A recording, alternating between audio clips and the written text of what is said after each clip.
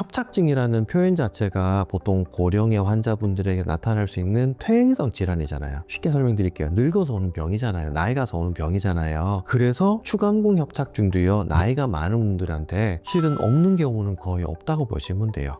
안녕하세요. 마디대장병원 장수신입니다. 오늘은 되게 어렵고 복잡한 내용이에요. 이름하여 경추, 추간공, 협착증에 대해 설명을 드리려고 해요. 앞으로 경추 추간공 협착증뿐만 아니라 요추 추간공 협착증, 경추와 요추 추간공 디스크도 한번 설명하는 영상을 만들어 볼 예정인데, 추간공 협착증에 대해서는 생각보다는 되게 중요해요. 근데 이 중요성은 여러 가지 이유로 희석이 된 거는 사실이거든요. 왜냐하면요, 경추와 요추와 동일하게 추간공이라고 하는 이런 부위에 대한 협착증은 저희가 진료 현장에서 보면은 추간공 협착증 단독으로 병의 원인이 되는 경우는 열에 하나 정도, 흔한 일은 아니에요. 먼저 경추 추간공 협착증에 대해서 설명을 좀 해드릴 텐데요. 이 단어를 먼저 한번 보세요. 경추라는 거는 목이라는 걸 뜻하니까 잘 아실 것이고, 추간공과 협착증이라는 두 가지 말을 이해를 하셔야 결국에 추간공 협착증에 대해서 이해를 제대로 하시는 거예요. 물론 경추라는 특이성 또한 또 있습니다. 그러나 오늘은 일단 경추에 대한 내용을 할 거라 설명을 드렸기 때문에 추간공 협착증, 경추라는 표현은 생략하도록 하겠습니다. 먼저 추간공이라고 하는 거는 교과서라든지 의사들은 신경공이라고 설명을 하기도 해요. 기본 개념은 몸이 움직이고 감각을 느끼는 거는 신경이 그 일을 하고 있단 말이에요. 그런데 그 신경이 시작은 언제나 머리예요. 머리에서 시작한 신경이 목을 지나서 쭉 내려가서 우리에게 원하는 각각의 장소마다 신경이 도달을 하는데, 그냥 도달하는 것이 아니에요. 일반적으로는 고속도로라는 예를 많이 들으실 거예요. 머리에서 시작된 신경은 척추라고 하는 튼튼한 뼈예요. 그 뼈의 가운데에는 구멍이 빵 뚫려 있어요. 그 구멍과 구멍이 쭉 연결되면서 머리에서 시작된 신경이 이 구멍을 통해서 보호를 받으면서 저 밑에 꼬리까지 연결이 돼 있습니다. 그때 말하는 거를 척추관이라 불러요. 척추에 있는 길다란 관이다, 척추관이다 라고 설명을 드리기도 하고, 신경이 지나가는 관이기 때문에 신경관이라고도 합니다. 그런데 고속도로를 예로 들자면은, 고속도로가 쭉 내려가다가 어느 정도에서부터는 톨게이트를 지나서 조금 더 작은 도로로 바뀌어야 돼요. 여기서 말하는 빠져나가는 입구 부분, 톨게이트 부분이 추간공이라고 하는 말입니다. 여기서 말하는 추는 척추를 이야기하고, 간은 사이, 공은 구멍을 이야기해요. 척추관으로 신경이 쭉 내려오다가 신경이 새끼쳐 나가서 요렇게 나갈 적에 요 구멍을 추간공이라고 하는데, 이 추간공으로는 하나의 신경근이라고 하는 새끼쳐 나가는 신경이 지나가요. 신경은 중간에 내려갈 때는 척수라든지 척추신경이라 부르지만, 새끼쳐 나가는 거는 신경근이라고 불립니다. 어찌됐건 신경이 빠져나가는 구멍인 추간공이 좁아진다. 그래서 협착증이 붙는 거예요. 환자분들이 늘 궁금해하시고 오해하시는 게 뭐냐면, 협착증은 뭐고 디스크는 뭡니까? 잘 생각해 보세요. 일반적으로 디스크 파열이다, 디스크 돌출이다, 디스크를 이야기할 적에는 디스크라는 병이 신경을 괴롭히는 상태를 디스크라고 하잖아요. 그런데 협착증은 뭘까요? 좁다는 거예요. 누가 좁게 하는지는 언급이 없어요. 누가 좁게 하는지는 모르겠지만 뒤집어 설명드릴게요. 여러 가지 이유에서 신경이 지나가는 곳이 좁아진 상태가 협착증이에요. 그래서 협착증과 디스크는 접근 방식이 조금 달라요. 무슨 말이냐면요, 디스크를 설명드릴 수밖에 없는 이유는요, 디스크 자체가 제거되어야 병이 끝나는 거예요. 그래서 디스크를 제거하는 게 치료의 핵심이 되는 거고, 협착증은 누가 신경을 괴롭히고 누가 신경이 지나가는 관을 좁게 만드는 걸 만들었는지는 모르겠지만, 협착증의 치료 목표는 그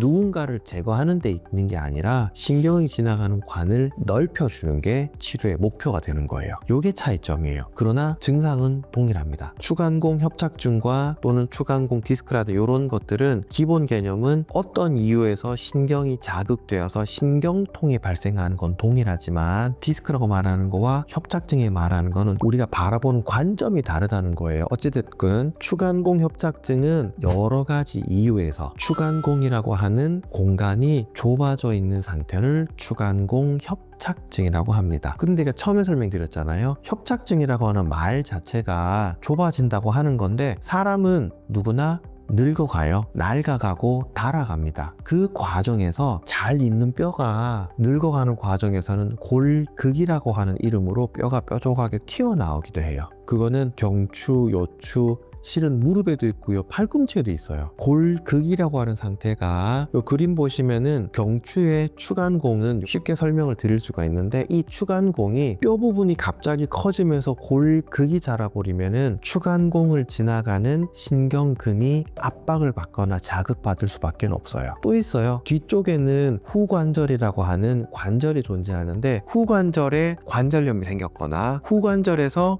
골극이 생겨서 신경관을, 척추관을, 추간공을 좁게 만들면 또 협착증이 발생하는 거예요. 늙어가는 과정에서 디스크가 불룩하게 그냥 터지거나 튀어나온다기보다는 그냥 불룩하게 늙어가는 거예요. 이렇게 되면서 추간공을 좁게 만들어도 추간공 협착증이 발생하는 거예요. 또는 이 여러 가지 상황이 한두 가지 이상이 서로 섞여서 신경이 지나가는 추간공을 좁게 만드는 상황을 추간공 협착증이라고 합니다. 자, 병이 딱 하나라면 퇴행성으로 발생한 골극이 신경을 살짝 누르고 있다, 그럴 때도 협착증이기 때문에요. 추간공 협착증의 원인이 하나라면 그걸 어떻게든 제거하려고 하겠지만, 하나가 아니라 여러 개거나 그냥 다 좁은 거예요. 이것도 원인이고 저것도 원인이고 다 좁아졌어. 그러면 어느 걸 고쳐서 치료를 할까? 그게 어려운 문제이기 때문에요. 추간공 협착증, 좀 넓게 이야기해서 협착증이란 진단명이 주어질 때는 병을 제거한다는 개념이 아니라 좁아져 있는 어떤 공간을 넓혀준다는 개념이 치료의 핵심이 되는 거예요. 추간공 협착증은 신경근이 지나가는 어떤 좁은 관, 추간공이 좁아진다더라, 추간공 협착증에 대한 최소한의 기본 개념이 되는 거예요. 자, 이제 증상이 중요한데, 추간공 협착증은 증상은 쉬워요. 해당 추간공으로는 하나의 신경근이 지나간다고 했잖아요. 척추관에 생기는 협착증은 여러 개의 신경을 동시에 침범하거나 괴롭힐 수 있어서 증상이 좀 넓기도 하고 애매하기도 하는데,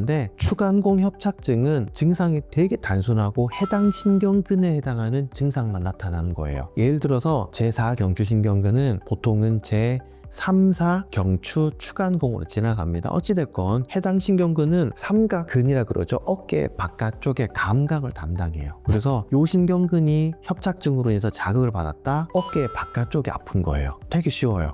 또는 제7 경추 신경근, 이 신경근은 6번 경추와 7번 경추 사이로 지나가는 추간공을 지나갑니다. 제7 경추 신경근이 자극을 받으면은 팔의 뒤쪽으로 쭉 내려가다가 세 번째 손가락을 저리거나 아프게 만들어요. 생각보다는 증상들이 단순하고 직선적으로 변하게 되어 있습니다. 물론 여러 가지 우리 몸이 가지고 있는 안전장치 때문에 제7 경추 신경근은 제6 경추 신경근이나 제8 경추 신경근과 조금씩 도와주는 관계가 있어서 범위가 조금 넓어질 수는 있지만, 기본적으로 증상들은 일반적인 협착증, 경추 협착증과 동일하지만 조금 더 명확하고 좁게 내려가는 경우가 많고요. 또 다른 특징이 뭐냐면, 경추에 있는 추간공, 요걸 요추도 동일하지만 모형을 잘 보시면은 고개를 뒤로 제치면은요, 추간공은 더 좁아져요. 추간공 협착증이란 병 때문에 이미 좁아져 있는 추간공이에요. 그런데 고개를 뒤로 제끼면 구멍이 안 그래도 좁은 게 또 좁아진대요. 증상이 심해지는 거예요. 여기서는 좀 다른 설명이긴 한데, 추간공에 디스크나 협착증이 있는 분들은요, 여러분들이 유명한 운동이죠. 신전 운동 안 하시는 게 낫습니다. 증상을 악화시키는 방법이 신전 운동이세요. 추간공 협착증이 있으실 때는 고개를 뒤로 제낄 적에 원래 가지고 있던 상지 방사통, 팔로 내려가는 증상들이 심해지는 경우가 많으시고요. 또 팔을 내리면은 증상이 심해져요. 근데 팔을 올리면은 증상이 확 좋아지는 경우가 많으시거든요. 이런 분들 같은 경우에는 추간공에 어떤 병이 있는, 추간공 협착증이 있는 상태인 경우가 되게 많으십니다. 결국에는 경추 디스크와 경추 협착증과 크게 증상의 차이는 없지만 이런 정도의 차이가 있다더라. 그런데 전체적인 맥락 속에서 보시면은 경추 추간공 협착증은 이름 속에 나와 있잖아요. 협착증, 퇴행성이다, 늙었다, 낡았다,